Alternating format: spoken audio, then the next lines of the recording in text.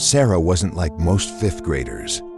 Born deaf, she navigated the world through vibrations, visual cues, and the faint sounds her hearing aid and cochlear implant allowed her to perceive. Her grandmother had always been her anchor, especially now as they settled into their new two-story complex, a modest apartment perched above her grandmother's boyfriend's residence. The apartment seemed innocent enough at first glance. 2 cozy bedrooms, a bathroom, and a kitchen window that offered a clear view of the driveway below. But it was the kitchen door leading to the attic that would soon become the source of their nightmares. On the kitchen table sat an old radio, a non-functioning antique her grandmother kept purely for its vintage charm. Or so they thought. It was on a moonless night, barely weeks after moving in, when Sarah experienced the first warning sign. Despite her profound hearing loss, a sound powerful enough to penetrate her remaining hearing jolted her awake. The vibrations felt wrong, unnatural. Heart pounding, she watched as her grandmother rushed past her doorway.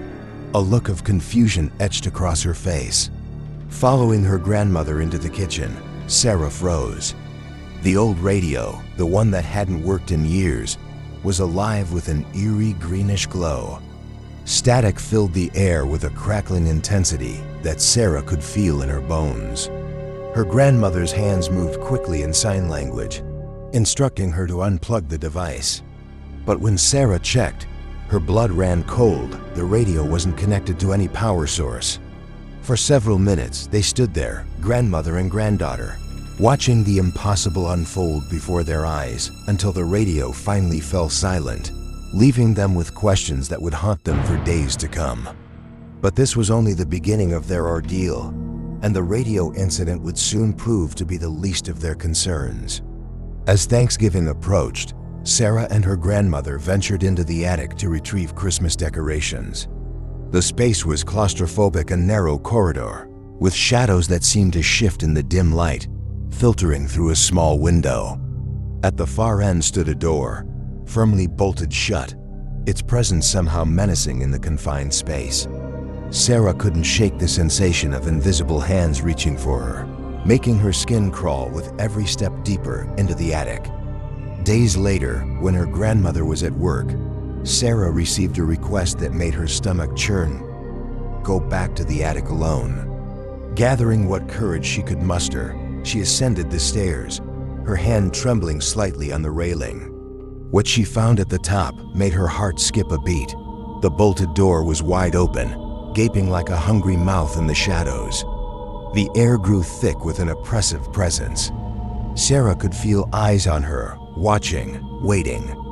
Then came the sound of thunderous thud from behind the open door that even her limited hearing could detect. She didn't wait to investigate. Her feet carried her down the stairs faster than she'd ever moved, the kitchen door slamming behind her as she engaged every lock. The following week brought an escalation that turned their home into a nightmare. Sarah would wake in the night, pinned to her bed by an invisible weight that left her gasping for air. Footsteps echoed through the hallway with increasing boldness, and the walls themselves seemed to come alive with rhythmic banging. She tried to make light of it, joking with her grandmother that their ghostly resident had taken a special interest in the deaf girl. But there was nothing funny about what happened next. Her bed began to shake violently in the night, robbing her of precious sleep. The final assault came one night as she lay in her bed, facing her bookshelf where her cherished collection of dolls sat watching. The familiar tremors began, but this time they were followed by a sharp pain as 3 glass dolls launched themselves from their perches, striking her face with enough force to leave bruises that would last for days. Yet perhaps the most chilling incident wasn't Sarah's at all. One morning, her grandmother woke in a state of shock. She had heard her long-deceased stepfather calling her childhood nickname, a name few people knew. But it wasn't just the voice that rattled her. The air was thick with the unmistakable scent of his signature cologne, mingled with fresh coffee, a combination that brought tears to her eyes and confirmed what they both now knew. They weren't alone in their new home, and whatever was with them was growing bolder by the day.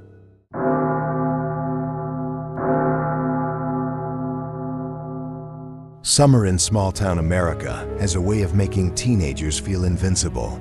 For 14-year-old Sarah and her best friend Emma, that particular July afternoon seemed like any other. Just another day of endless laughter and the kind of friendship that makes everything funny. The girls had spent hours under the scorching sun, their sneakers grass-stained from running through Sarah's backyard, before finally retreating to the blessed cool of the air-conditioned kitchen. The ancient AC unit hummed steadily, a familiar soundtrack to their summer days, as they settled into the worn wooden chairs at the kitchen table. And then Kevin actually tried to kiss. Emma couldn't even finish her sentence before dissolving into giggles, which set Sarah off too. Their laughter bounced off the mint green walls of the kitchen, the kind of uncontrollable mirth that only best friends can share. Sarah's sides ached as she gasped for air, tears streaming down her face. That's when they heard it. A deep, masculine chuckle cut through their laughter like a knife through butter. It was rough, almost gravelly, and seemed to come from just behind them, a sound so out of place in the empty house that it felt like a bucket of ice water had been dumped over their heads. The laughter stopped as if someone had hit a switch. Sarah's eyes met Emma's across the table, both girls frozen in their seats. For a moment, the only sound was the steady drone of the AC unit and their rapid breathing. Then, in that way that only teenage girls can manage, they burst into hysterical laughter again, this time born from pure nervous energy and the shared relief of having someone else witness something so inexplicably creepy. "Oh my God, did you hear that?" Emma wheezed, clutching her stomach. "Your face!" Sarah gasped, nearly tipping backward in her chair. "You looked like you saw a ghost." They would tell this story for years to come, dubbing it the Giggling Ghost Incident. But as time passed, the memory would take on a much darker shade in Sarah's mind, one that would keep her awake on countless nights to come. If only they had known about the boiler room. It wasn't until Sarah turned 16 that the true horror of that summer afternoon began to unfold. By then, the strange occurrences at her house had become impossible to ignore. Her parents would find the boiler room door swinging wide open, though they distinctly remembered closing it. The padlock they'd installed hung uselessly, broken beyond repair. Sometimes the light inside would be on, casting long shadows across the backyard when it should have been pitch black. At first, they dismissed it as neighborhood kids playing pranks. But then they started finding things, discarded food wrappers, cigarette butts, and eventually, something far more sinister, used needles scattered across the concrete floor. Each discovery peeled back another layer of the house's dark history, revealing a truth that made Sarah's blood run cold. "This used to be a drug house," her stepfather explained one evening, his voice tight with concern. The revelation hit Sarah like a physical blow as memories of that summer afternoon came flooding back. The boiler room shared a wall with the kitchen, the very wall she and Emma had been sitting against when they heard that laugh. She remembered how the sound had seemed to come from behind them, muffled just enough to seem otherworldly. But there had been nothing supernatural about it. The truth was far more terrifying. They hadn't been alone that day. Sarah began to piece together other memories, incidents she'd dismissed or forgotten. The mysterious sounds she'd hear late at night while grabbing a glass of water, shuffling, scraping, the subtle movements of someone trying to stay hidden. The boiler room had become a sanctuary for shadows, a place where strangers could slip in and out unnoticed, listening to the daily lives of the family inside. How many conversations had unnamed ears heard through those walls? How many times had unknown eyes watched their comings and goings? Sarah thought about all the afternoons she and Emma had spent in that kitchen, sharing secrets and dreams, talking about boys and their favorite anime shows, completely oblivious to the stranger mere feet away.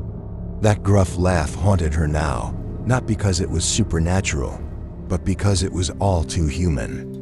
It was the sound of someone who couldn't contain their amusement at two oblivious teenage girls, someone who had no right to share in their moment of joy.